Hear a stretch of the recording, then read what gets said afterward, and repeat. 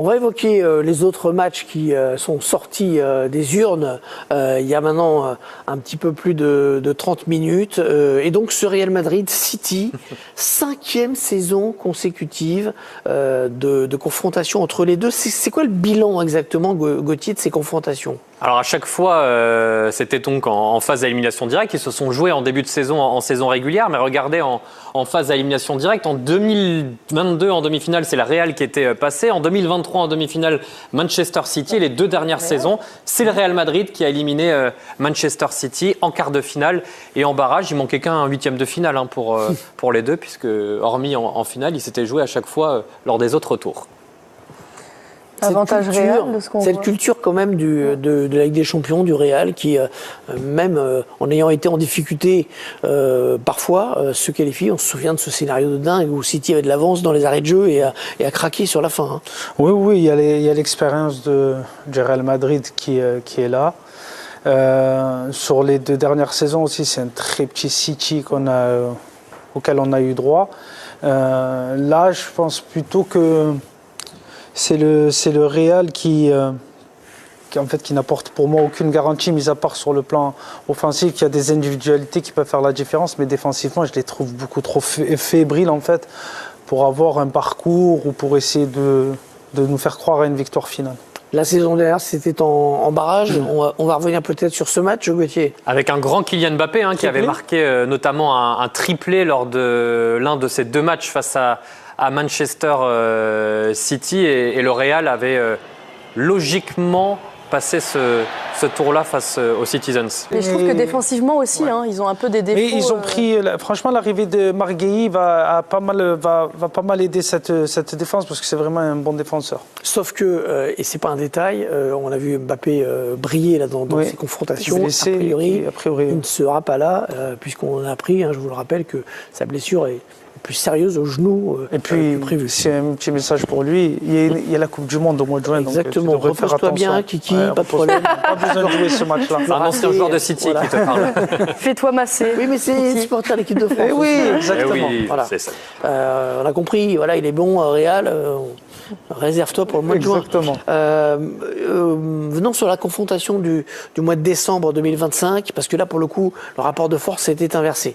C'était il y a 2 mois, c'était le 10 décembre dernier, au stade Santiago Bernabéu. Et ce soir-là, Manchester City s'était imposé 2-1, malgré l'ouverture du score madrilène signé Rodrigo. Et Kylian Mbappé était resté sur le banc ce soir-là, déjà gêné par ses soucis au genou.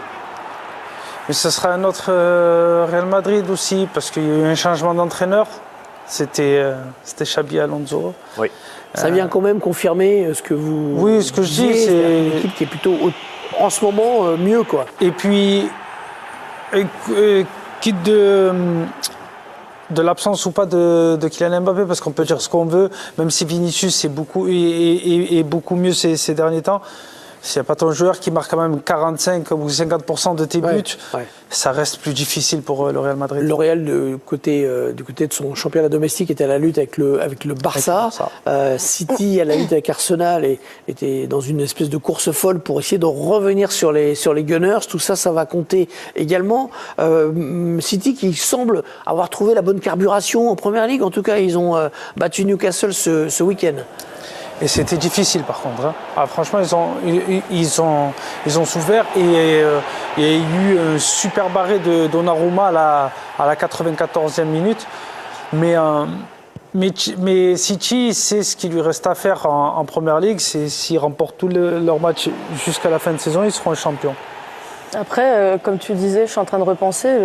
Tu as bien fait de parler de Donnarumma parce que ça va être un petit détail supplémentaire quand même. C'est à prendre en compte dans l'effectif cette année. Alors oui, parfois il a fait des petites erreurs, mais je trouve quand même qu'il peut être capable face au Real de te sortir l'arrêt qui t'empêche de sortir du match. Déjà en Première Ligue, il leur a fait gagner des points. Il a fait des arrêts vraiment décisifs et dans les grands matchs, il a gagné l'Unique des Champions l'année dernière, donc il sait comment faire. Mais il est capable. Mais en face, il y a un gardien qui les fait aussi les arrêts. On l'a encore ça, vu là contre. Mais là, c'est pas nouveau, je veux dire. Non, pour toi, ça fait quelques années qu'il est là. C'est une constance. Chaque saison, Thibaut Courtois. Real Madrid, Manchester City, les retrouvailles entre 2 clubs qui ne cessent de s'affronter ces dernières années. Salut à toi et bienvenue dans cette vidéo. Dans cette vidéo, on va parler de ce choc entre le Real et Manchester City. Mais avant de commencer, si tu me découvres à travers cette vidéo, ici nous on parle de foot, ici nous on n'est pas passionné par le foot.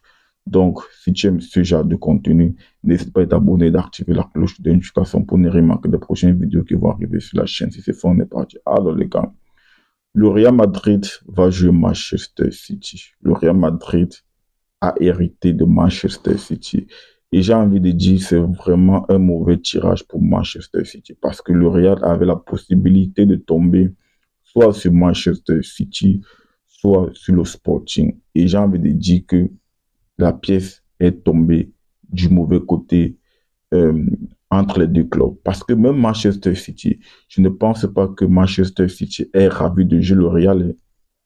Ah oui, oui, oui, oui. Je ne pense pas que Manchester City est ravi de jouer le Real Madrid.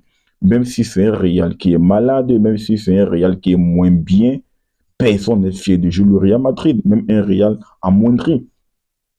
Même un Real amoindri, personne n'est fier de jouer le Real Madrid. Même sans Kylian Mbappé, certainement, qui ne va pas jouer. Donc, je ne pense pas que Manchester City est fier de tomber sur le Real parce que Manchester City, de son côté, avait la possibilité de tomber soit sur le Real Madrid, soit sur Bodo Glimt. Donc, et une fois de plus, la pièce est tombée du mauvais côté, du côté de Manchester City. La pièce est vraiment tombée du mauvais côté parce que voilà, Manchester City aimerait tomber, aimerait jouer Bodo Glimt. Sauf que le tirage en est ainsi. Hein. Le tirage en est ainsi. Si voilà, tu es poisseux entre guillemets, ah, tant pis pour toi. Tant pis pour toi. Donc, le sort en a décidé autrement.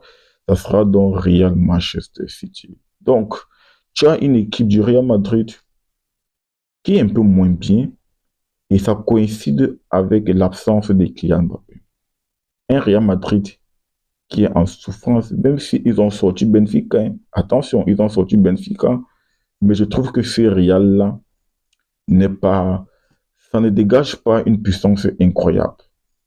Ça ne dégage pas une puissance incroyable. C'est un Real qui est vraiment en dilettante, un Real qui a du mal à se retrouver, qui a du mal à retrouver ses repères sans Kylian Mbappé.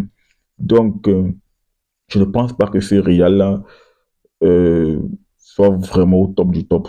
Mais l'avantage du Real, c'est que le Real n'a pas besoin d'être au top pour te faire sortir de la compétition. Le Real Madrid n'a pas besoin d'être au top pour remporter la LDC. Le Real Madrid n'a pas besoin d'être au top pour remporter la LDC. On l'a vu, lorsque Karim Benzema fait les remontades là, ce n'est pas un grand Real Madrid. Ce n'est pas un grand Real Madrid. C'est juste que c'est un Real qui a de la détermination, qui a la grinta, qui a l'abnégation. Et c'est ça qui permet à ce Real de faire des remontades. Évidemment, il y a aussi un peu de qualité, mais même Manchester City a également de la qualité. Il y a également de la qualité du côté de Manchester City. Donc, ce n'est pas une histoire de qualité. En revanche, Manchester City a besoin d'être au top pour sortir le Real Madrid. Manchester City a vraiment besoin d'être au top pour sortir le Real Madrid. Et ce qui est bien dans ce match, c'est que c'est un match qui sera ouvert.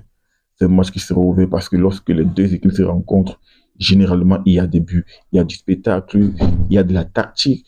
Et ça, c'est vraiment bénéfique pour les amoureux du foot. C'est vraiment bénéfique pour les amoureux du foot. Donc, je dirais quand même petit avantage pour Manchester City qui va recevoir au match retour. Oui, Manchester City va recevoir au match retour. Le Real va recevoir au match aller. Donc, petit avantage Manchester City. Mais après, le Real Madrid reste le Real Madrid. Hein. Le Real Madrid n'a pas besoin d'être en forme pour te sortir. Le Real Madrid n'a pas besoin d'être au top pour te sortir de la compétition. Le Real Madrid n'a pas besoin d'être au niveau pour remporter la LDC. C'est aussi ça, le charme de ce club, le charme de cette équipe. Donc, petit avantage quand même City parce qu'ils vont recevoir au match retour, mais après, ça reste un choc. Ça reste vraiment un choc. Et à mon avis, ce choc sera palpitant. Après, partage-moi ton ressenti en commentaire sur la thématique. Et si ce n'est pas encore fait, n'hésite pas à t'abonner et d'activer la cloche de notification pour ne rien manquer des prochaines vidéos qui vont arriver sur la chaîne. Ce sont déjà très bientôt pour notre vidéo. Ciao.